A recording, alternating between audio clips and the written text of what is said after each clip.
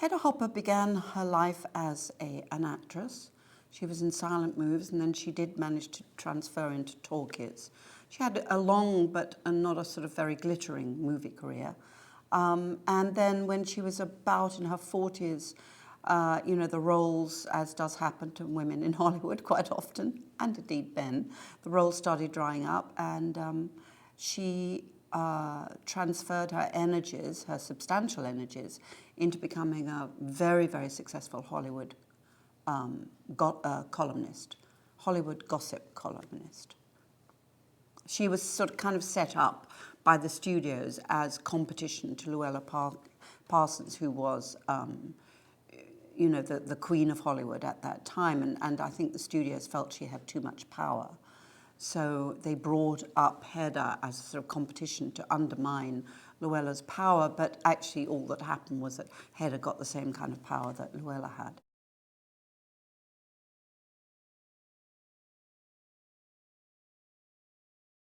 You watch film, thank God for YouTube and the internet nowadays for research. Although actually, interestingly enough, there was not a lot of Hedda that I could find.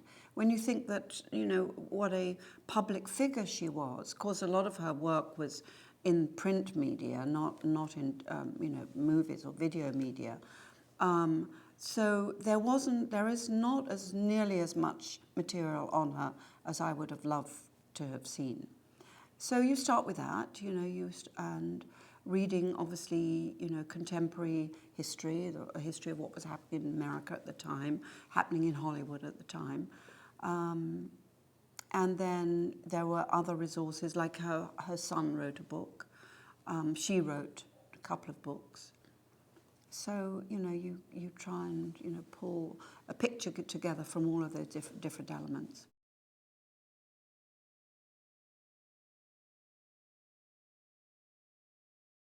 Certainly the people who were already involved in the film, Jay Roach, the director, and Bryan Cranston, who's an actor that I have admired for a long time, enormously. And so, I love the idea of being in a project with two people of that quality, of that fun, of that heart and spirit that they both have.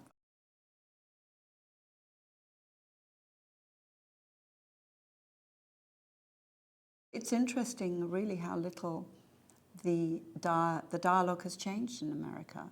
It's still basically the same dialogue. It's the same tension, battle between a sense that you have to look after people who are vulnerable.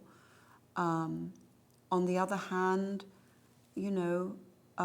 individualism and self-determination is a very powerful American belief.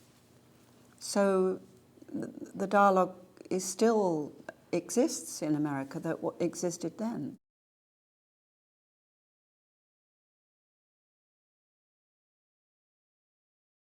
It's an amazing moment in American history, post-Second World War, the real growth of the consumerism. It was when the the world of Mad Men was, came into flower. The world of commercials, where people really started understanding the economic potential in America. And at the same time, you were just coming out of these huge, massive global conflict of the Second World War, of revolution in Russia, of revolution in China. Millions and millions and millions of people have died. The Holocaust has happened in very recent history. It was only 5 years before, I think, 6 years before. The whole world is in such a state of extraordinary turmoil.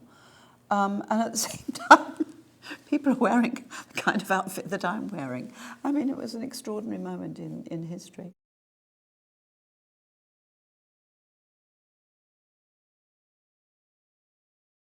These titans were, abroad in Hollywood. All those great movie stars, and Hollywood was such an extraordinary construct fed by publicity, by the Hedda Hoppers of the world, by the Walter Winchells of the world, by the publicity agents, by the studios who had their own publicity machinery working. You know, it was a very, very interesting era.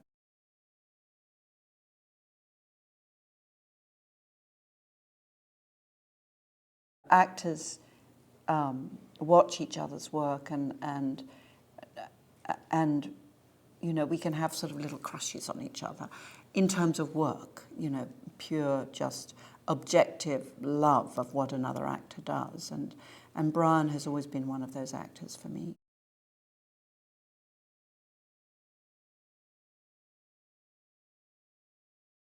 I have an incredible set of costumes. They're just extraordinary, this just being one of them. And an amazing array of hats, as Hedda did. I'm quite lucky. I do have a good hat face, as they say. And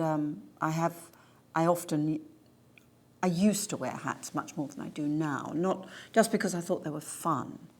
I made the huge mistake of wearing a hat to the Oscars the first time I was nominated. I kind of imagined I was going to some English wedding or garden party or something, you know, the Queen's garden party, where you have to wear a hat. And I totally misread the whole thing. I wore this hat. I looked ridiculous.